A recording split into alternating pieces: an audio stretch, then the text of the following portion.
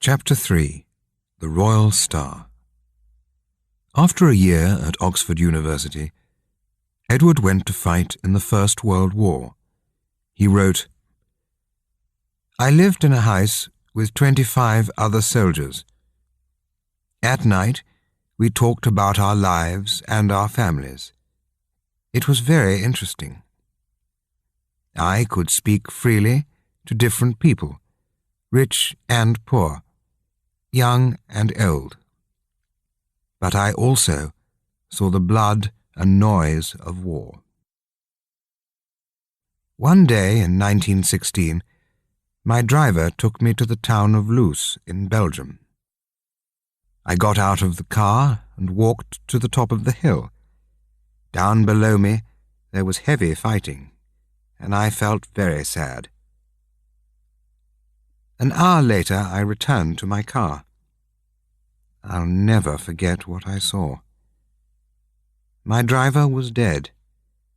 While I was away, somebody shot him in the neck.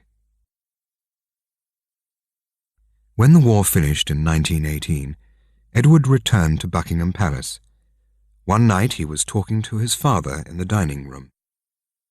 "I don't understand why countries fight," the prince said. "The war has finished, but nothing has changed. There are still millions of poor and hungry people. It's not right. Somebody must do something."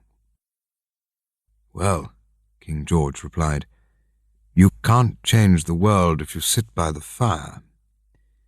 You must travel, meet people, talk to them, listen to what they say, and then, when you are king, you can make the world a better place."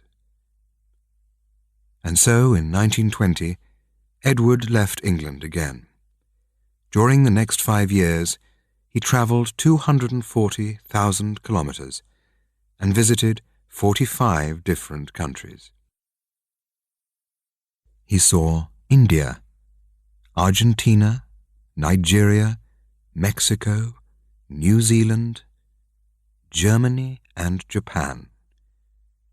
When he came to Toronto in Canada, there were 500,000 people in the streets to meet him. Everywhere, thousands of people waited to see him. There were crowds of 190,000 in Cape Town, 300,000 in Paris, 500,000 in New York, and 750,000 in Melbourne. "Edward is the first royal star," one newspaper wrote, "and he is now the most famous man in the world.